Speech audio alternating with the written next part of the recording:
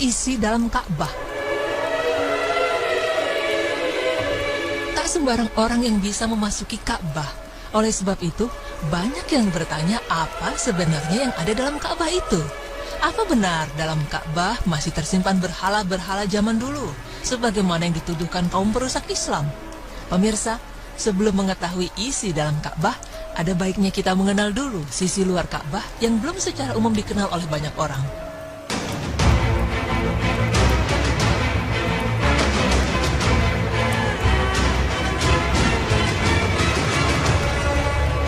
Pintu Ka'bah setinggi 2 meter dari lantai, naik dengan menggunakan tangga seperti tangga mimbar. Saat ini tangganya terbuat dari kayu berlapis perak yang dihadiahkan oleh salah seorang pengusaha India ke Ka'bah. Tangga tersebut tidak diletakkan di dekat Ka'bah, kecuali jika pintu itu akan dibuka untuk kunjungan dalam momen-momen tertentu tidak lebih dari 15 kali setahun.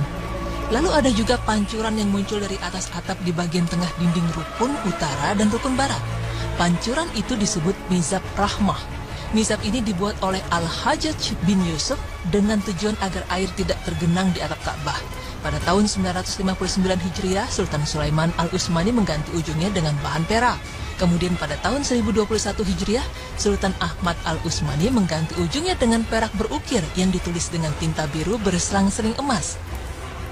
Pada tahun 1273 Hijriah, Sultan Abdul Majid Al-Utsmani mengirim pancuran air yang seluruhnya terbuat dari emas. Mizab atau pancuran air itulah yang ada sampai sekarang ini. Di depan Mizab terdapat Al-Hatim, yaitu bangunan melengkung setengah lingkaran yang kedua ujungnya berada di rukun utara dan barat dengan jarak 2,3 meter.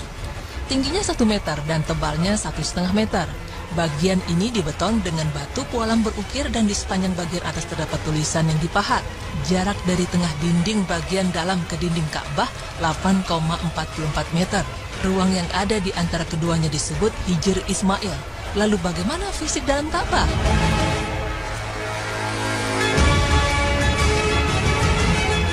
Pemirsa beriman, sebagaimana yang diperlihatkan dokumenter Kerajaan Arab Saudi, isi dalam Ka'bah hanya berupa ruangan kosong.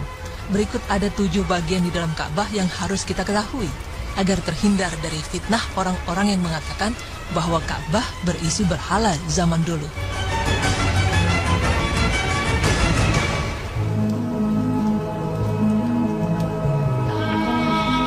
Bagian pertama adalah salah satu rukun atau sisi Ka'bah Al-Musyarrafah. Tampak di bagian atas terdapat bagian kain kiswah yang dipergunakan khusus untuk melapisi bagian tersebut. Bagian kedua, terdapat lemari di dalam Ka'bah.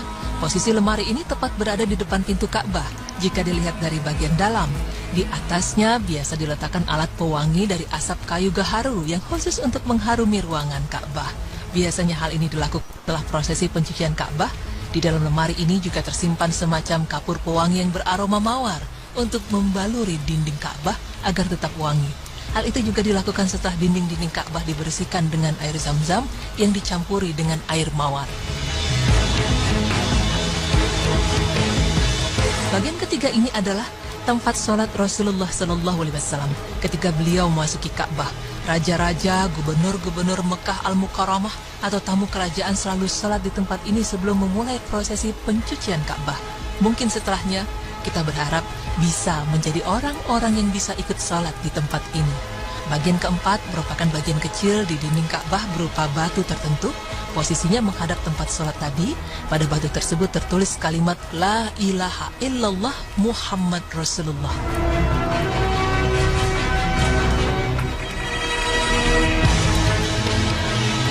Dinding Ka'bah bagian dalam dibalut dengan batu pualam warna-warni dan dihiasi dengan ukiran bergaya Arab. Terdapat 7 papan yang menempel di dinding ini yang bertuliskan nama-nama orang yang pernah merenovasi atau menambahkan sesuatu di dalam Ka'bah atau Masjidil Haram.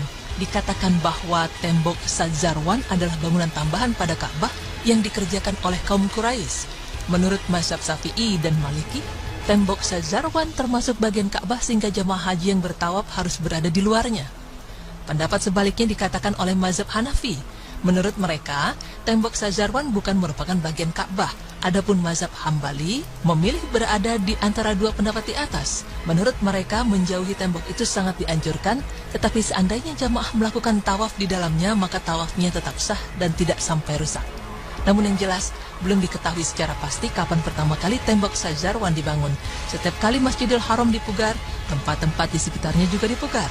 Tembok Syazarwan mengalami pemugaran pada tahun 542 Hijriah, 636 Hijriah, 660 dan 1010 Hijriah.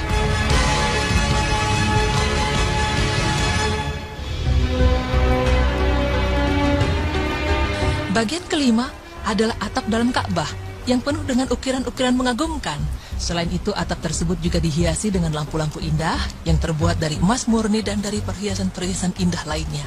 Sedangkan lantai Ka'bah dibuat dari batu pualam putih.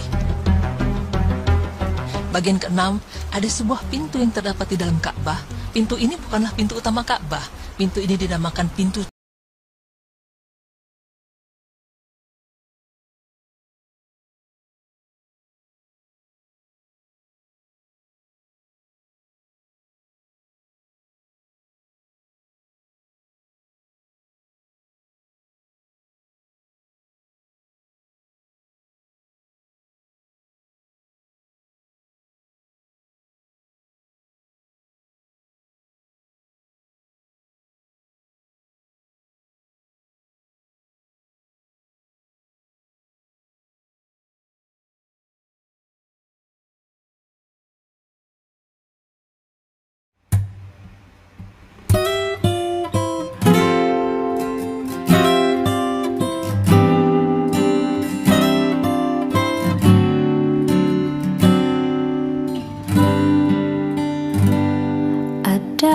resah dalam hati,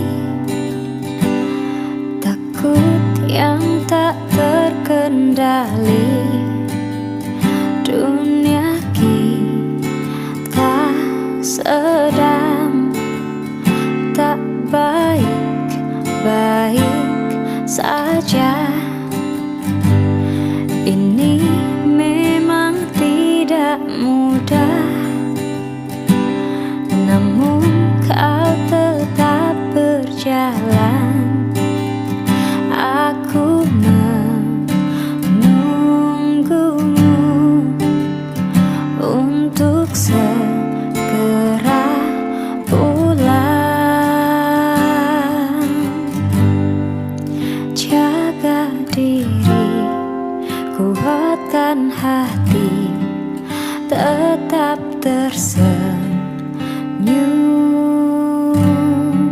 Aku berdoa, terus berdoa untuk dirimu.